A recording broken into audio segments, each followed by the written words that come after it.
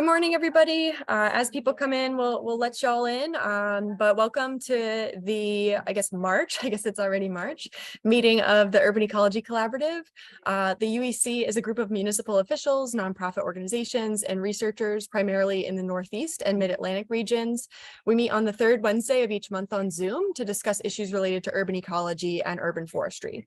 We invite presenters to share their work for approximately 30 minutes and then be part of a facilitated discussion for the remainder of the time. Some people go longer, some people go shorter.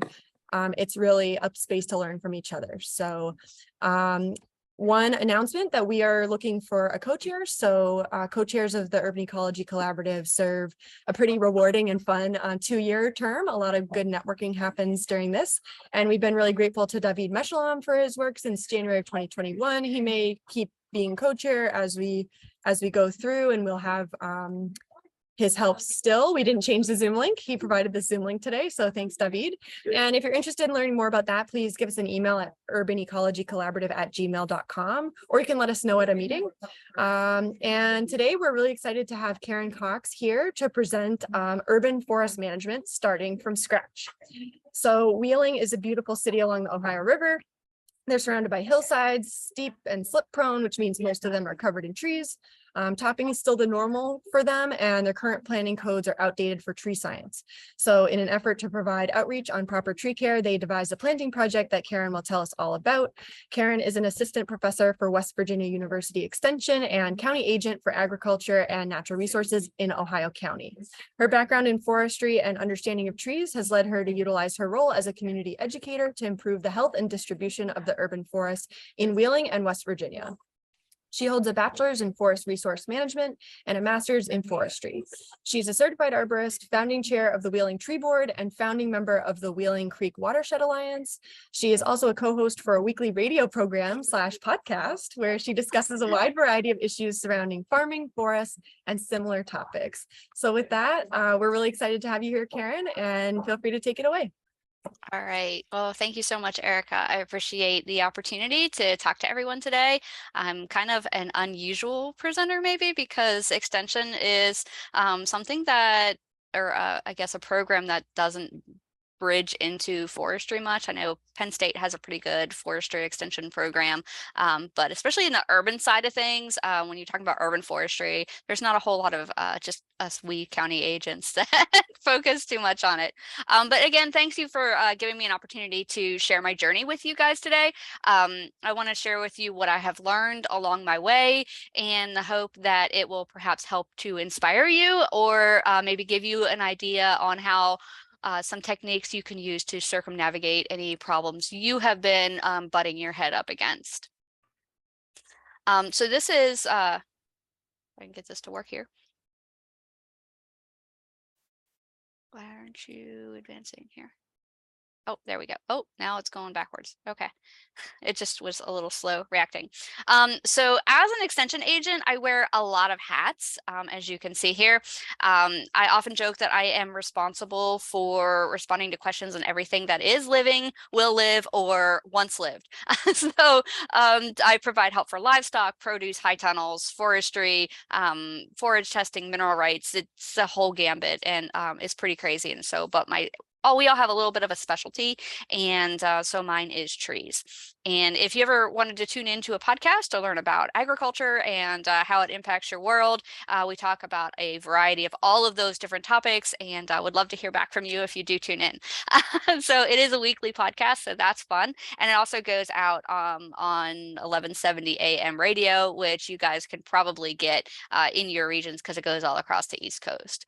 But of course, my background's in forestry. I love trees, and because of that, and because I know a little bit more about trees than a typical citizen, I really felt I had to do something to make a change, because the most important thing I am is a citizen of my city. And Wheeling is an old Rust Belt town. It's a small city along the Ohio River. It's well past its heyday. We have a shrinking population of about 27,000, but it is experiencing a rebirth.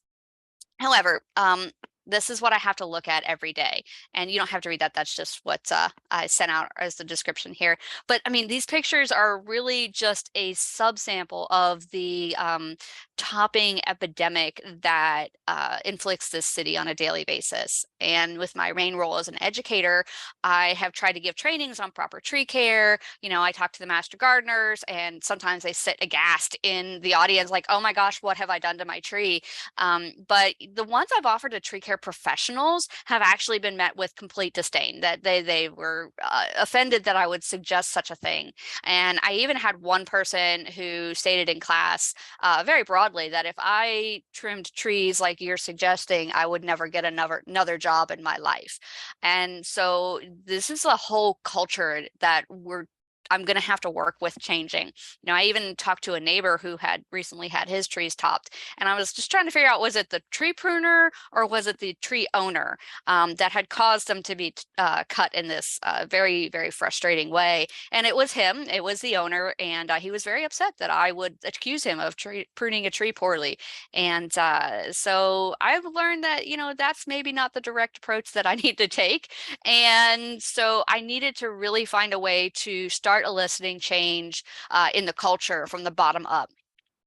And so, you know, along comes Arbor Day 2020, and I get super excited. I get this great idea that, you know, we're going to do this big tree planting, and we're going to get people out to their parks, and we're going to start to try to elicit a sense of connection between people and trees, and get them really engaged with their open spaces and their community parks, and how they can take care of their own trees on their own private land by learning about what we're going to try to do on their public land. And so I had this great big thing, and they got my seedlings. They're delivered in February of 2020. And, you know, we all know along comes March, and, you know, the whole world shut down. And so I'm like, okay, well, I still have 150 baby trees in my garage that need a home. And so since a lot of my other programming had been canceled because, you know, everything just stopped, I had a little bit of time to experiment. And so I started looking at the trees that I had, and I pulled together, you know, their particular characteristics and where they would fit best, you know. And then I met with our director of Parks and Recreation, and we went around to all of the city's parks, all 27 of them, and just started looking at them and say, okay, what are the needs for these different parks? Where can we put some trees to help start meeting the needs? Now, you saw the picture. They're the little teeny tiny pencil-sized trees that weren't going to make a big difference, but there's something, and it was what we had, and they were free, right? So the grant did stipulate, however, that all the trees had to be put on public land. So it's not like I could just do a little tree giveaway and be done with the whole project and walk away. And so I'm trying to meet what our community needs and get people engaged. And so we selected 12 of our parks that were in the greatest need. We went on to the online GIS mapping site.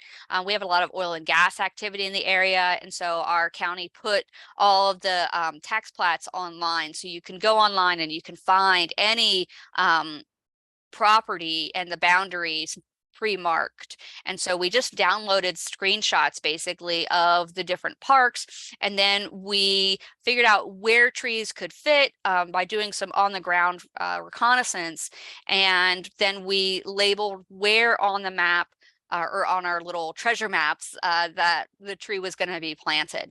Now, one of the things we did learn is you should use letters or symbols instead of numbers, because people were like, hey, I didn't sign up to plant 7 sugar maples. I'm like, no, you're just tree number 7. And so that, you know, that was something that we learned. But then we went out to the parks and we made sure that we put on the ground exactly where that tree should go. So they didn't have to guesstimate from the picture where that tree belonged. And I do talk really fast. I do get excited when I do my presentations. And so if you have any questions, please let me know, and I will be more than happy to answer them. But anyway, we went through, and of course you have to call 811. And so I worked with our city operations department to send in a bulk request to them, because we had, you know, 12 parks and 150 different planting sites. And so it was really a challenge to help them know exactly where they needed to go to check for utilities. And so, you know, we had the location here, and the link on the far right side of the picture is a picture of that map, so they could see exactly where they needed to be on each of the parks to check for utilities, or to mark the utilities. And I wanted to talk a little bit about how we did our sign up, because I really think that made the difference for the success of the program. We touted it as an adoption program, and so it wasn't a volunteer sign up, it wasn't you know, an activity, it was an adoption. And we really pushed that through all of the communication we did for this planting project, that you are adopting a living creature and it would need care. And so we asked a lot of questions to make sure people were aware of what they were getting into, what their expectations were. You know, did they have tools? Because we had nothing to give them. We had a tree and a tree tube, and that was pretty much it.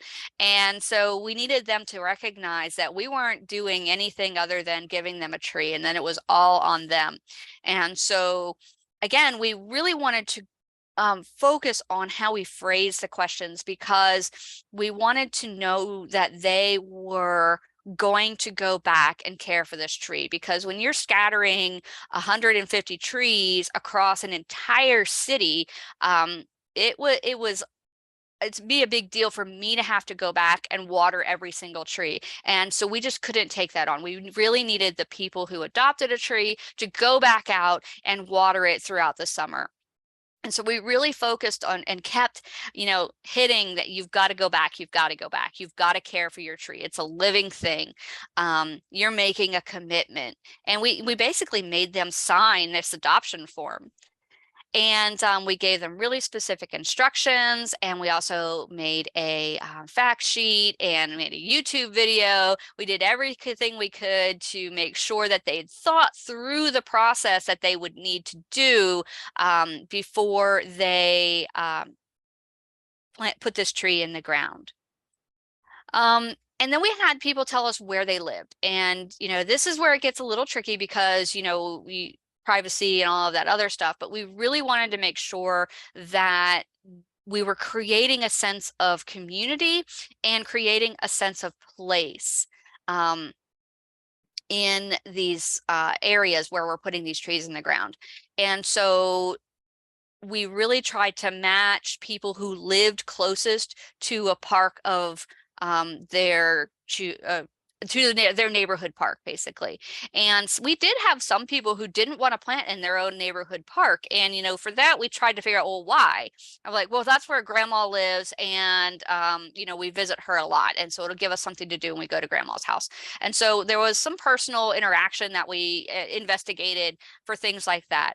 But we really wanted to have them create that sense of belonging, but also get that physical reminder of when they're driving by the park, like, oh, wait, I got to go water my tree. I haven't done that this week, and try to give them that little spur. We did have a few planting locations that could be accessed via wheelchair. And so we had a family who was very thankful that we put this on there, because grandma was restricted and it allowed her to participate in this family event. And so that was a good thing to include.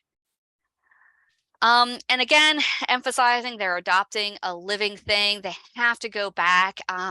They also received bi-weekly emails to remind them, hey, have you watered your tree? Please go check on your tree.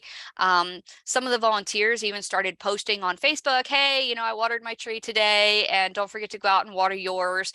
And we tried, and there was actually a community that developed around this.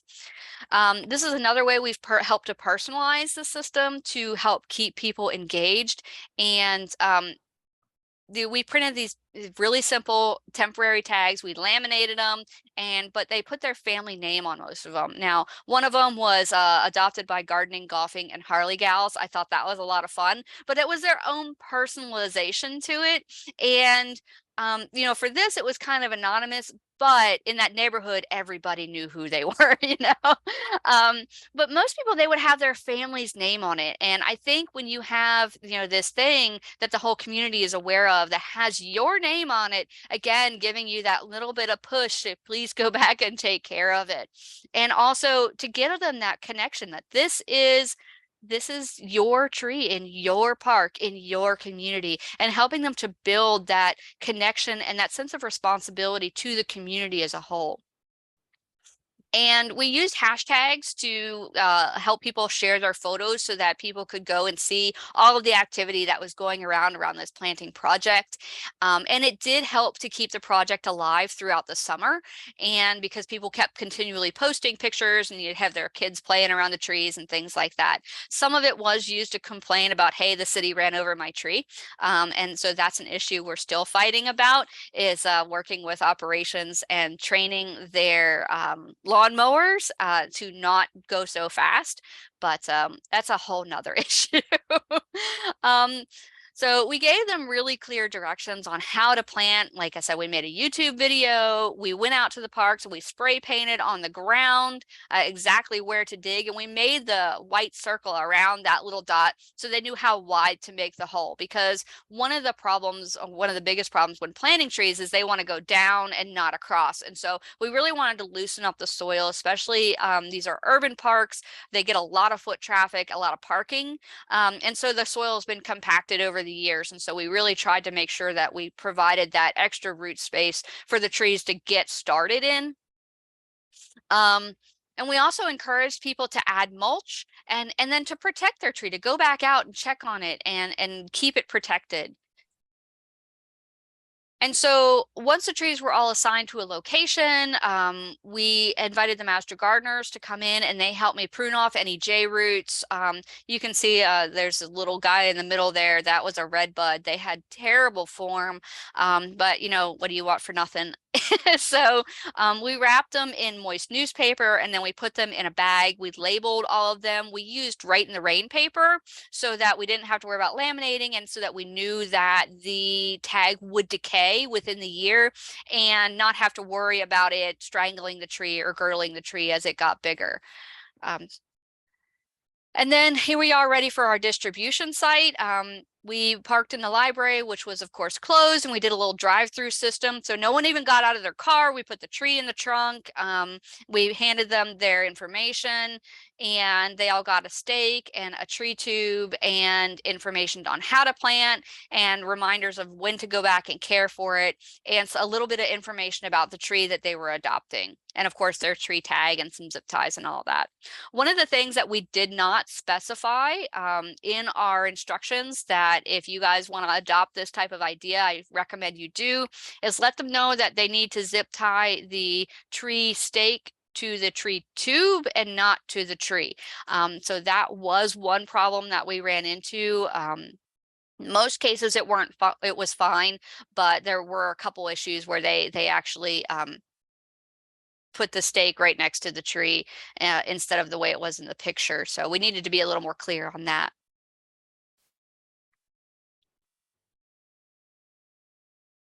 So we had a lot of success with the program. We had 54 families volunteer to adopt trees, and all 150 trees got planted.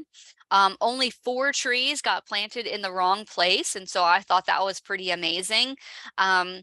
And there were some places that had too much rock in the soil, so they had to shift a little bit, but all of them were still close enough to where they needed to be, that it was a good spot for that tree. Most of the families that participated stayed engaged for 3 months. And when a family dropped out, there were others that jumped in to help continue watering. They said they volunteered, hey, if someone can't take care of their tree this summer, let me know and I'll come out and do it for them. We only had 25% failure of these little tiny trees in the first year, and we were expecting 35%. That's what the nursery told us to expect. And so we actually got 10% improvement on that through this process. One person we had planted over 25 trees. She basically adopted all of the parks that no one else wanted to do because there was less population in those areas.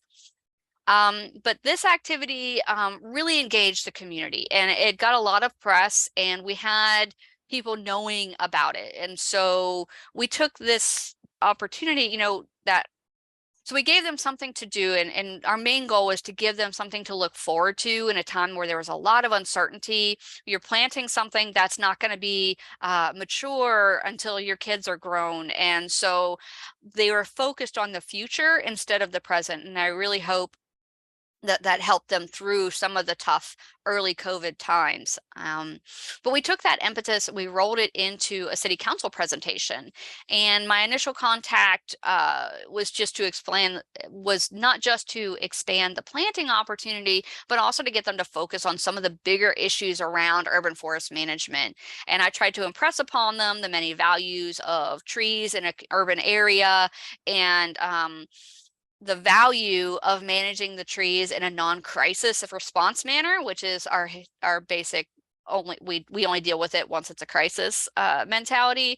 And I also wanted to help encourage them to develop a tree board and establish that so that we could work on building a municipal tree ordinance to further protect and care for the community's trees. And so we had a success. The Wheeling Tree Board was officially established. You can see our Zoom City Council meeting there. Yay, 2020. But we selected our members who were most enthusiastic from the tree planting program. And so we actually built our tree board out of the tree planting project. And so that was really fun to know that there were already these people that were engaged in their trees in their community. And they're still pretty enthusiastic members of my tree board, which is awesome. And then we had our Arbor Day proclamation. So the first time in its 252-year history, the city of Wheeling was officially celebrated, Arbor Day was officially celebrated in the city of Wheeling. But we were really shocked is after this, in June of that year, they approved a budget that allocated $40,000 for the tree board, which we didn't even ask for. And so we were super excited about that they felt so strongly in our objectives that they actually gave us some money to play with. And I know some of you are in really big cities and that may seem like nothing to you, like, oh my gosh, what could I do with that? But in our little tiny town of 27,000, it really made a big difference for us. So we kept doing community plantings. 2020's layout was a whole lot of work and time. And so we went back to those community plantings and got lots of groups together. We went to schools, we went to elementary schools, middle schools, and the high school did some plantings too. We went out with the Boy Scouts. There's a Boy Scout group in the lower left-hand corner there. They had a lot of fun planting trees out in our wildlife preserve. And West Liberty University is one of our local colleges, and they came out and their ecology program planted a whole lot of trees for us. So they come out every semester and plant trees with us. Overall, in 2020, we had 7,471 volunteer hours planting trees. And so that was really exciting. The biggest frustration from that planting year, though, was while the kids were super excited to get their trees in the ground, once summer hit, they were gone. And most of the trees that got planted on school grounds did not make it through the second year. And so that was really disappointing and frustrating, especially because you want those kids to watch those trees grow over time. But some of the schools took the initiative to purchase bigger trees at that point in time and put them in the ground so that they had a better survival rate. Here's some of our habitat restoration work on the Wheeling Island Federal Wildlife Preserve. It's a gigantic 1/4 acre at the very tip of Wheeling Island, and half the year it's underwater. But there is some critical bird habitat and mussel habitat that is right around there that they're working to protect. So it has a lot of invasive species and a lot of erosion. So we put in a bunch of new trees there. And of course, we had to go further because if we didn't manage the invasives, we weren't going to be able to get our trees to survive. So you can see on the left where we've cut down a lot of the knotweed, and those pink flags are all silky dogwoods that were planted by the Boy Scouts in the season before. And so so after we cut it down, we came back later that year and we put plastic garbage bags over top of all of our dogwood trees so that we could broadcast spray a water safe, because you can see the river right there, glyphosate onto the knotweed to knock it back again. And so it's a continual process to get it controlled because it was such a massive embankment of knotweed there, but we're starting to get it under control now. So this past year, we took a break from all of the planting activity, which is a lot of labor and a lot of coordinating and hours. We wanted to focus on some bigger things, like the paperwork. All right. So we did some grant applications, and we did acquire a U.S. Forest Service demonstration grant, which allowed us to get our next success, which was to complete a inventory and get a forest management plan for all of our landscaped park areas. So Wheeling is really special in that it doesn't own the street trees. And so those are all private property and owned by the neighboring landowner. So that is going to be another challenge to change the behavior and management of our street trees. But again, we're doing what we can with what we have. But we did get our management plan, and you can see here we have a lot of work to do. I mean, they had 29 dead trees that were just hanging out in our parks. And so we're working on removing those high-risk trees and getting that management plan enacted. Now, the great thing was for this management plan is we identified a bunch of planting sites. So the next planting round where we get a bunch of trees, I already know where I'm going to put them. And that is so much of a relief on me.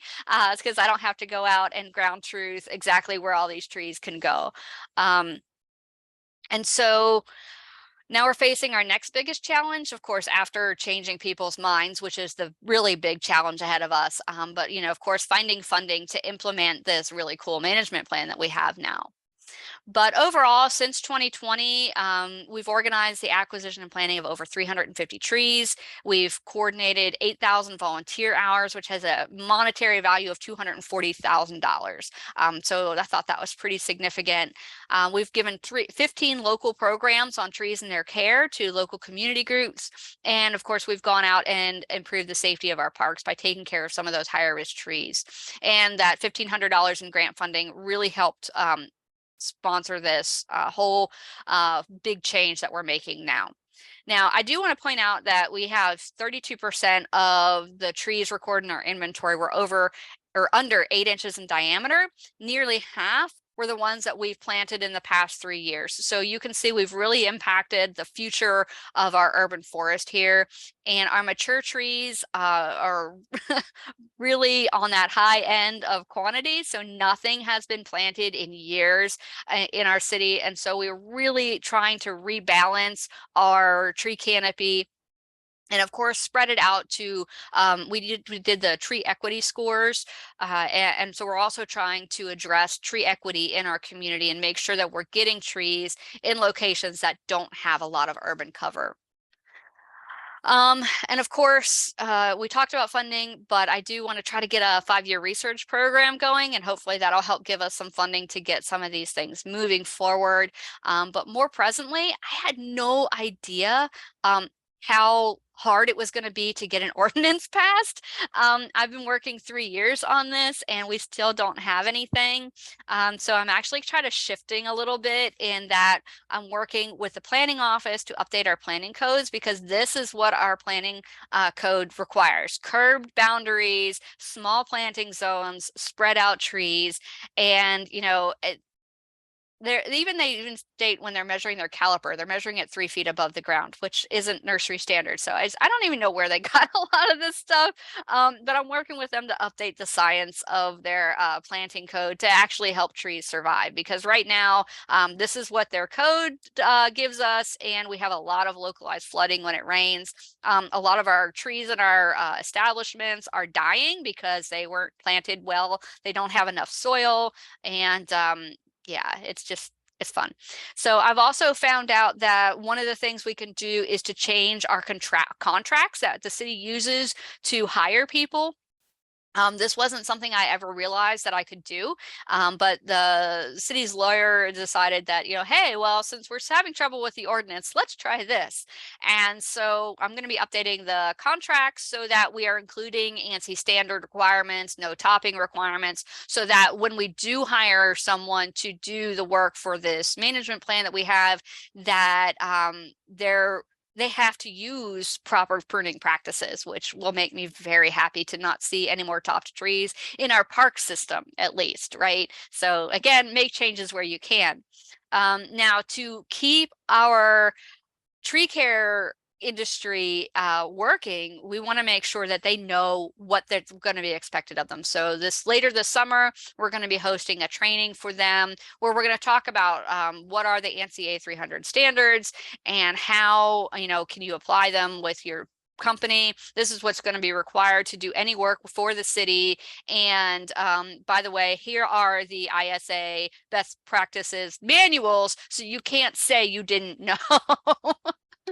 And so hopefully we're going to keep doing our community programs, and hopefully this will help our industry get on board with what we're trying to do.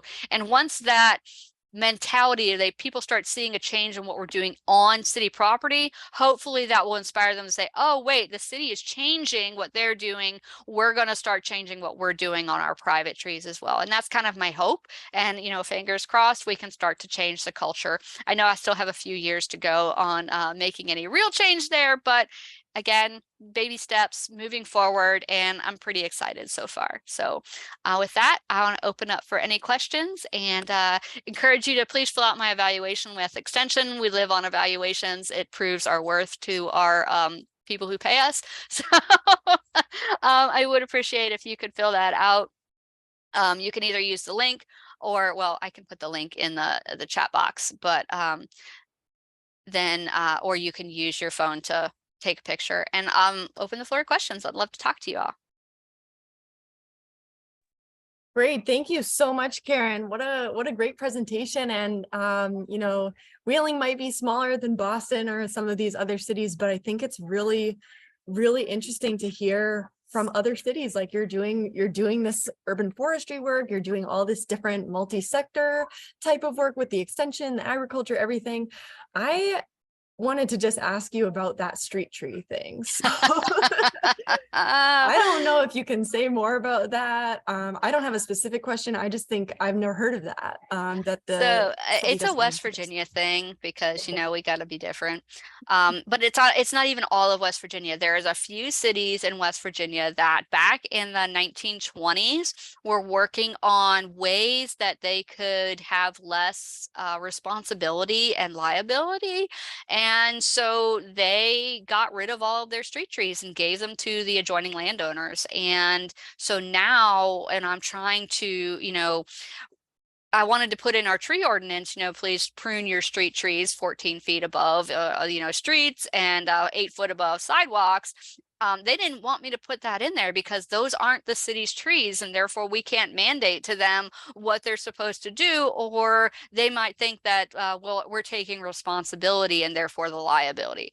And I'm just like, it's so frustrating.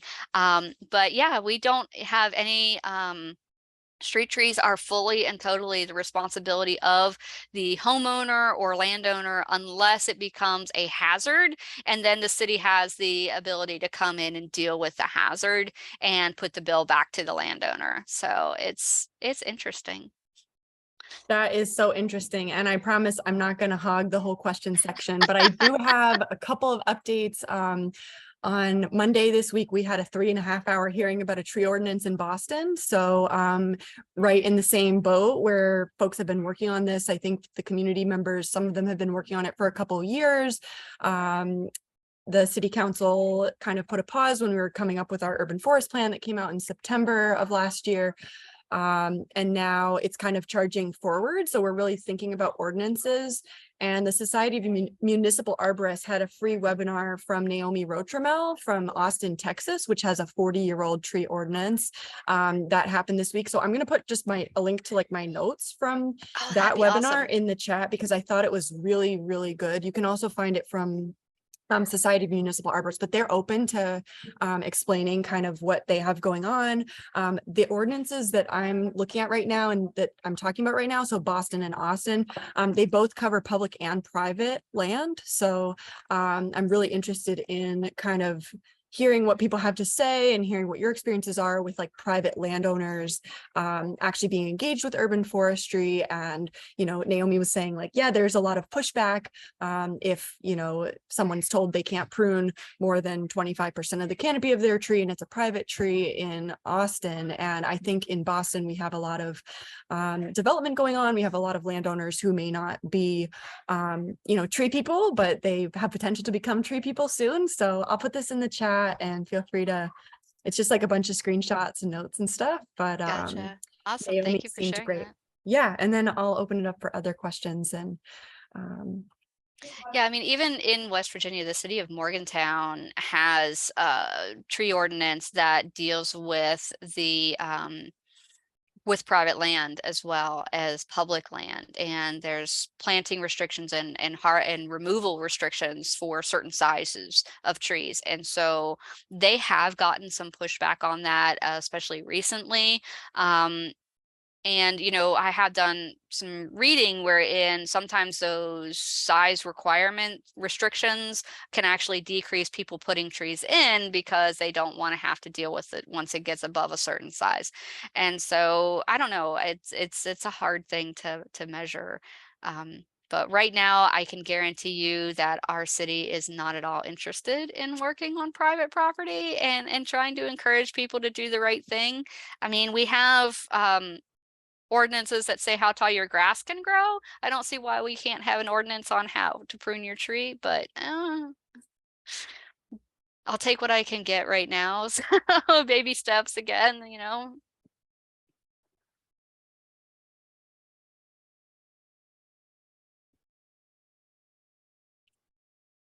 Hey, Karen, thank you so much for your presentation. This is really helpful. I also have a lot of questions, so I'll probably offline with you. Sure. But I am curious. I'm glad you kind of put some next steps in here. So how would you foresee some organization like American Forest or whatever, like coming in to assist you with your process? Would that be like funding? Would that be like technical assistance? Like what would be most helpful for you? Right now, funding is our biggest weakness. You know, I have a couple certified arborists here that have jumped on board and have gotten engaged in the past couple months, who want to help me start, you know, sharing the word and spread it, because they also are pained by driving around our streets. But we really, to get the management plan off the ground, we're going to need, I think for the first year, it was like $174,000. And that is not something our city is going to want to pay for. But like you saw that huge gap in the mature trees that have gotten zero care for the past 50, 100 years. And they're all either to the point where they need some massive pruning or they just need to be taken down. And so it's those really big trees that are going to be super expensive for us to deal with. But so that's where we are right now, is funding, and that's our weakness.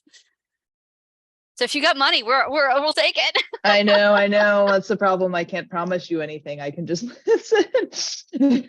I wish I could. It's not, but it's good to hear that.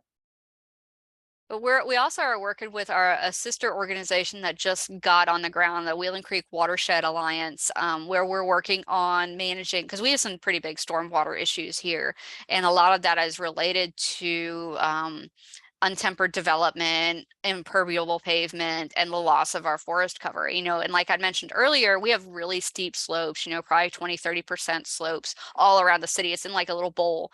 And so that's protected some of our trees. But as the hilltops get cleared for shopping developments like the one I showed earlier, you know, that was was farmland. And now it's a development with lots of pavement, and all that water runs downhill and hits the city, which is at the bottom of the hill.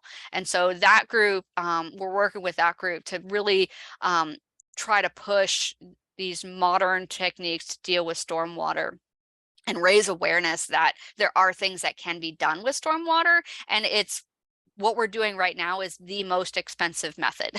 So trying to get them to recognize that there are those changes. So hopefully those partnerships, they're in the process of going through and becoming a 501c3. So then I'll have a 501c3 and a government organization that I can write grants from. So we'll see. And plus the university also can help me, but yeah, grant writing upon top of educating and on top of managing, and I'm only one person, so we have a very small team here, and so humans are good. So help with grant writing would also be great.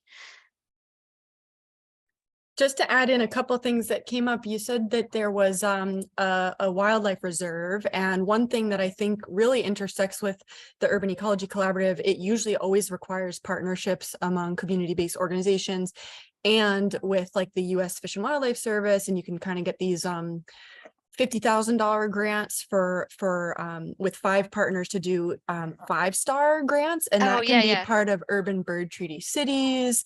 And there's also the urban wildlife refuge partnerships program, so maybe that's an angle to add to your funding list, is if you have any wildlife that could be supported or groups that are working on that. Maybe we have a really active birding group in the area, so that the bird city would be a pretty interesting one to follow through with. The bird people will be interested in planting trees, I can promise you that.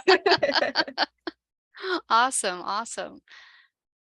And thank you for all the suggestions in the chat box, Becky. I appreciate that.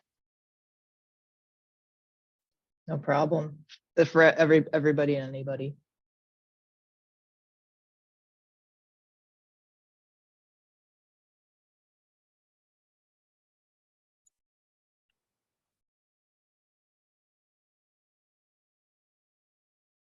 Anybody else want to throw their hat in the ring? And Dexter here. I just want to say thanks, Karen, for sharing about your program and all your great activities. It's great to hear from you. Thank you.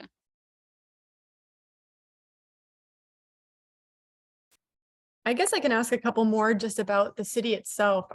What's the Wheeling population? Like, what's kind of, you said you are working on some of this tree equity stuff. What is the size of the city, and kind of like, do you have like historical marginalization or historic redlining in your neighborhood? Like what is the city like in terms of the social setting? We definitely have redlining, a history of redlining. In fact, you can very clearly see it with the current percentage of tree cover. It almost mimics where the lines were cut. And so we built that into the management plan that we had written for the city, that we really want to address these specific locations in the effort to increase our tree equity scores. And we also reached out to the people who are running those scores because it was based on 2018 census data, and our city has changed a lot since then. We keep shrinking in population. And so hopefully we can get some updated information on those tree equity scores and keep building towards that. But yeah, it really, you can see the percentage of concrete it really increases in those places where there was redlining done.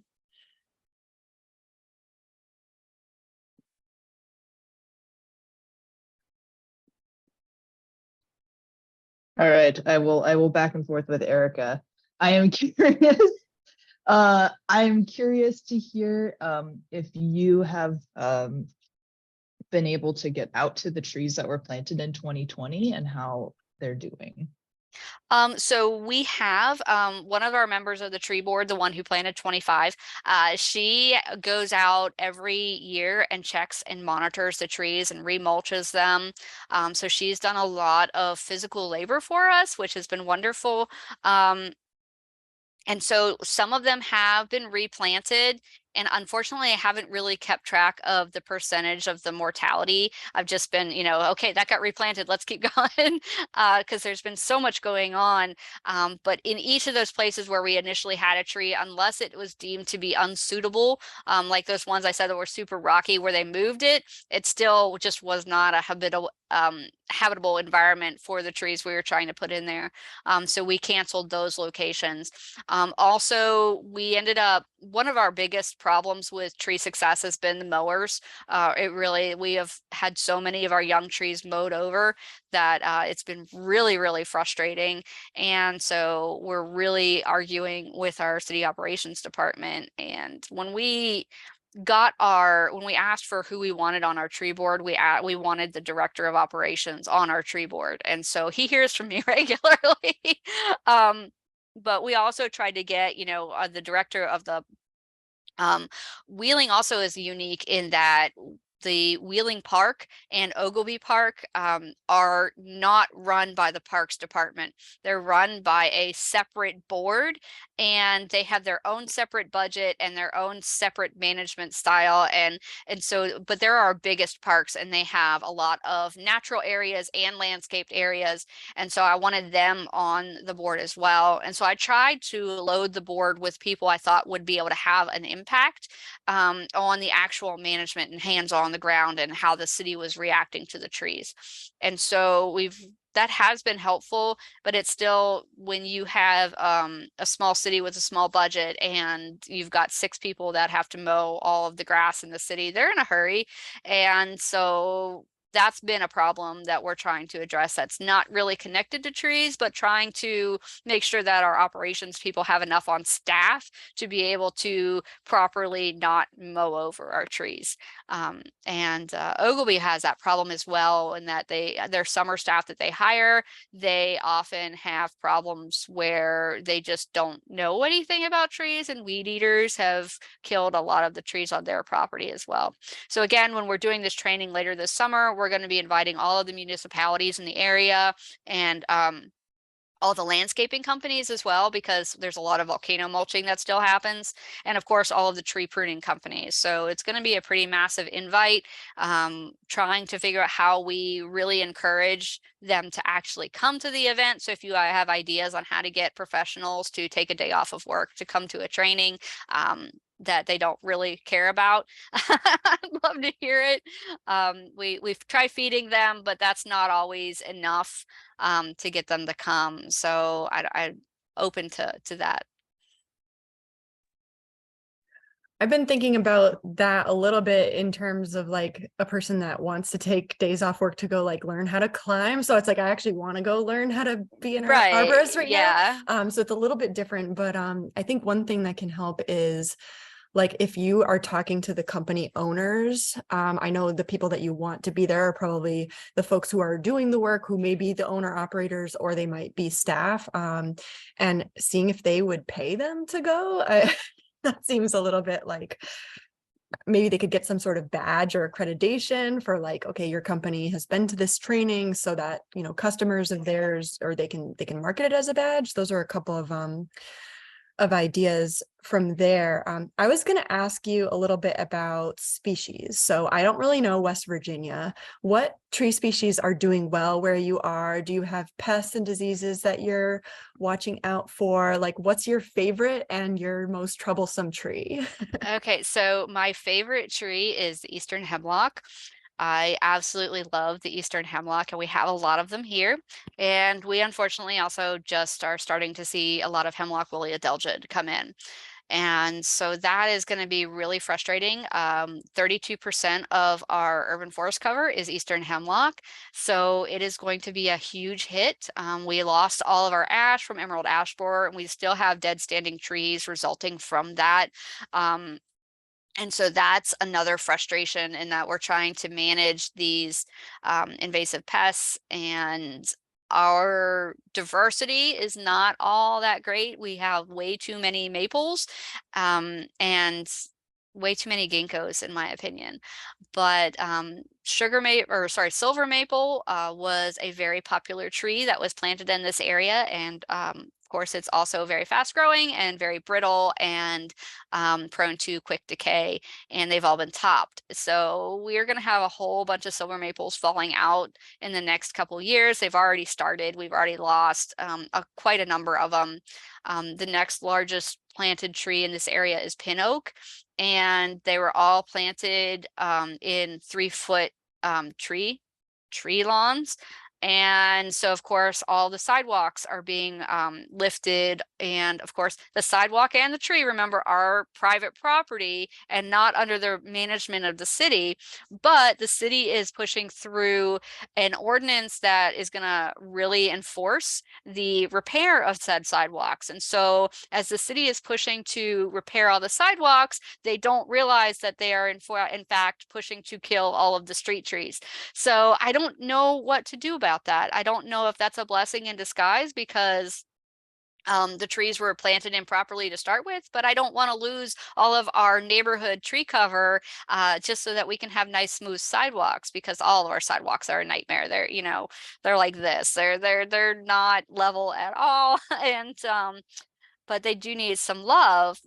But if their city goes through with what they're trying to do with our sidewalk repair, all of our street trees will die. I mean, there's no question, because you can see history of where sidewalk was repaired and there's this little bump out for the tree, and which didn't work. And so I'm trying to write a fact sheet on the best way to repair your sidewalk without killing your tree. And it's been really hard, because there's really not a good answer unless you want to build a deck around the tree. And so that's been hard to help the city understand, because they don't want to kill all of the trees. They want more trees. They keep saying, hey, we gave the tree board money so we could have more trees in the city, and then they're going to kill them all with their sidewalk ordinance. So there's a lot of really complicated steps that we're trying to deal with on these private properties that I have absolutely no control over. So I don't know. I don't even know if I answered your question. You totally did. This is great stuff, Karen. And I think, like, you know, if you make that fact sheet, I would love to read it. Sidewalks did come up during our tree ordinance in Boston, the hearing on Monday, because like we are finding that we're really having to, that education piece is huge. Like people really are not like grasping the concept of like the roots being a large part of the tree and a very integral part of the tree. So, I mean, even just bringing up the critical root zone for folks, it's a new term. And if you come up with that fact sheet, I would love to read it. There is, I'm saying if I have it handy, there's a really good book out there on how to prevent tree problems with sidewalks. It's called Reducing Infrastructure Damage by Tree Roots, a compendium of strategies. Let's see if I can get the camera to pick it up. Nope, it won't. I'll put the title in the chat because it's a really good book. But again, it's all about prevention. And when we're talking about trees that are 80 years old, prevention is well out the window.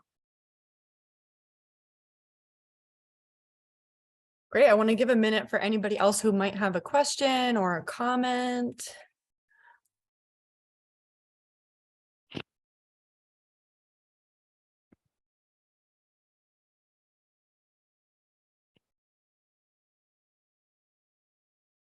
Oh, I misspelled that last name.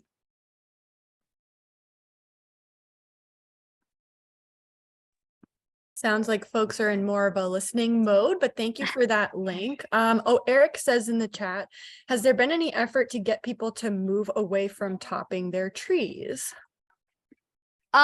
Yes, but to a limited number.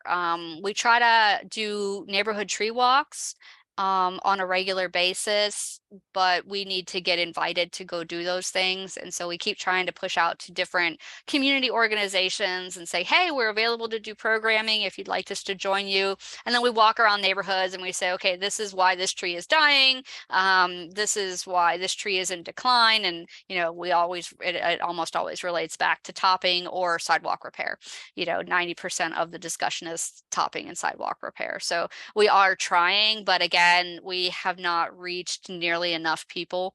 We're going to be doing an Arbor Day, we do our Arbor Day planting every year, but we're going to be doing an Earth Day table to let people know that we exist and what we're trying to shoot for, and hand out information on proper tree care. And we're trying to get people to sign up to commit to not topping their tree. And so we have a little, every time we do an event like that, we have a little sign up sheet that says, I pledge to not top my tree. And so we're trying to get more pledges, I guess. But it's a long, slow process, because like I said, it's a cultural thing here. It's just what people think is supposed to be done. And of course, when you hire someone to come in and you get an estimate, the difference between an arborist and a tree hacker is, you know, thousands of dollars. And we're also trying to, our city has a facade grant program where they can help cost share the maintenance of the facade of your building. So if you need to paint your house or something in certain neighborhoods. And so I'm trying to do something like that for trees as well, wherein we will cost share the proper pruning of a tree to a certain amount, and trying to get that written up. That has been a little bit of a challenge, mostly because I haven't had time to focus on it. But we'd also need to find a funding source and be able to keep funding for that in a separate pot, so that we aren't using taxpayer dollars for private land development type of thing. But not quite sure how they manage the facade program not under that. So I don't know. I'm working on that one, but I hope that I can get that in place, because I think that would make a really big difference in people actually doing that proper tree care if they knew that they could get some funding support for that additional expense associated with it. Awesome. So much stuff that you're doing, Karen. I don't know how how are you doing all of that? I'm losing my mind, but you know. It's great work, and I'm sure that the folks in your city are really going to appreciate the trees that you've gotten in. So next month for UEC, we are going to have our April meeting on April 19th. It's just going to be a roundtable. So we have some topics. Danielle Gift from the U.S. Forest Service had suggested, you know, we haven't really had a conversation instead of a presentation in a little while. So we're planning a roundtable with topics, and the topics are going to be spring planting. So Arbor Day, Arbor Week, whatever folks are doing. Last time we met, urban wildlife came up as a topic that people were really interested in. And I was telling Karen before she started the presentation today that there was a coyote running around outside my office this morning and the road was flooded. So we were having a great time talking about predator prey curves and urban wildlife and trees. And then also, even if people have fall planting plans or things like that. So April 19th, planting and urban wildlife, and we'll have a good conversation then. And then in May, we're hoping to have Drew Powell from Baltimore talk. That will be really cool. And we do not yet have speakers lined up for June through December of 2023. If you've been really wanting to speak, give us a shout out and we will get you on the schedule. I also have been looking at the website just to see if we could maybe reach out to some folks in Maine, maybe some folks in New Hampshire. They do have urban areas up there, and I'd love to reach out and see if we can get some more folks from different states in on the call. But great to hear from West Virginia today. Thank you so much, Karen, and thank you for everybody who came this morning. Have a great day.